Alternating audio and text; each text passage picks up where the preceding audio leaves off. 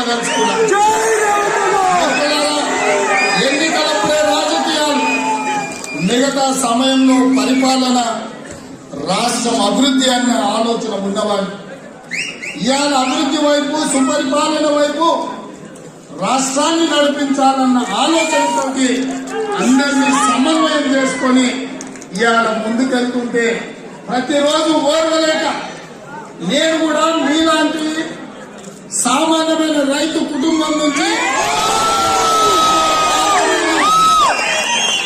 నల్లమల అడవిలో నుంచి వచ్చిన నేను గ్రామీణ ప్రాంతంలో ఉన్న రైతు బిడ్డగా అతి సామాన్యమైన కుటుంబం నుంచి మొదలై 20 సంవత్సరాల తెలంగాణ రాష్ట్రానికి ముఖ్యమంత్రి అనే హోదాకి ఇది ఆసామాసిగా రాలే, అయ్యలో తాతలో ఇస్తే రాలే. మంత్రి అయ్యి విదేశీ పర్యటనల మీద విలాసవంతమైన జీవితాలు గడపడానికి రాలే.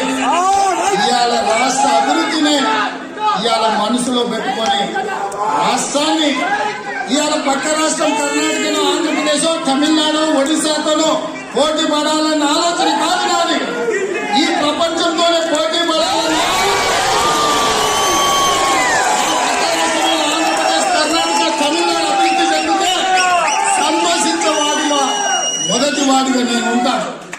నా మిత్రులు, నా సోదరులు, నా కుటుంబ సభ్యులు అభివృద్ధి పదం వైపు నడిస్తే అభినందించడానికి నేను ముందుంటా.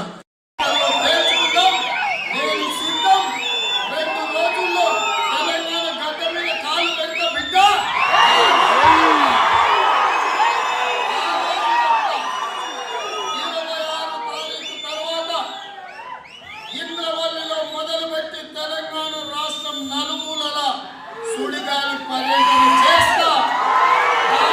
పార్లమెంట్ ఎన్నికల్లో మీ నిశాన్ లేకుండా 100 మీటర్ల గోతి తీసి పార్టీ పెడతా అని చెప్పి మీ అందరి సాక్షిగా జిల్లా రంగాలకు నేను చెప్పదలుచుకున్నాను. నేను సిద్ధం. 2 రోజుల్లో తెలంగాణ గడ్డ మీద కాలు పెడతా బిడ్డ.